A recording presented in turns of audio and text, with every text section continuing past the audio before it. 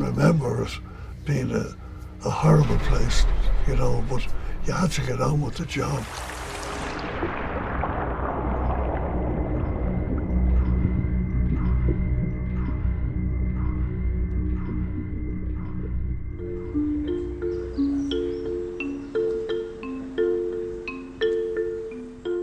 There was no questions asked as far as getting dirty, because you were muck from head to foot.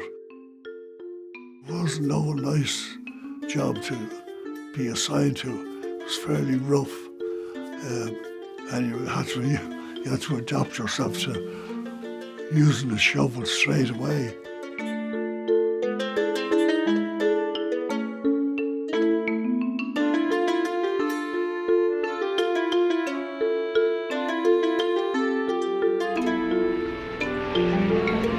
You want a good pair of lungs and a good pair of ears. Sometimes if you had a cold, it'd seem as if someone was hammering a chisel into them. One time, one of the lads burst an eardrum, and he could whistle through his ear if he held his nose.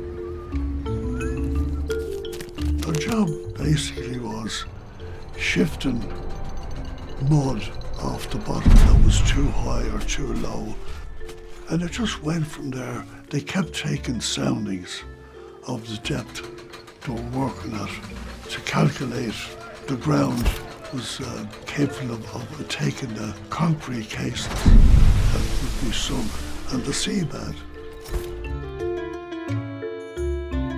I've done some of the dirtiest jobs down here on the docks myself as a truck driver. Slag boats, bag boats, grain boats, Fawcett, Porash, Pollard, all the worst stuff you could do. But I mean, this a different ball game. This is horrendous stuff. Darkness, bleakness, cold.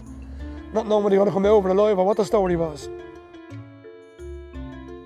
Imagine going up there, up them steps, look at, up the rungs, getting in halfway, going down in your waders or whatever you had that time, and then digging out muck and silt from the bloody bed, the rub bed. It was no easy job. 4 or 5 guys. You're down there, you're hearing all kinds of sounds, it's freezing cold, there's probably leaks of water, what have you. Everything's going through your mind, is it worth all this? You have to ask yourself that. One time we were asked to take a man from Trinity College down with us in the bed. I asked him, had he ever dived before? He said he hadn't, but he'd read a lot about it. I told him he was going to see the real thing. About midway to compression, our visitor starts wriggling all over the place. We had to hold him down. He was bleeding out of his nose and one ear. We were dressed in dungarees and sea boots, and he was still in his white trench coat and shirt. So we compressed and decompressed, got him out and to the hospital. We never heard from him again, except we know he recovered. Nothing was extraordinary to you. You got so used to things happening, you know.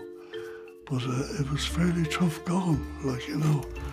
You didn't want to be a soft character, you know.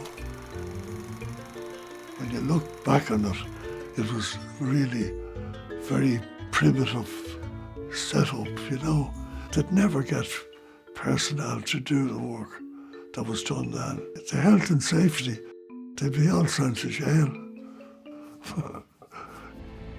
I won't say I enjoyed it as much as I put up with it, you know.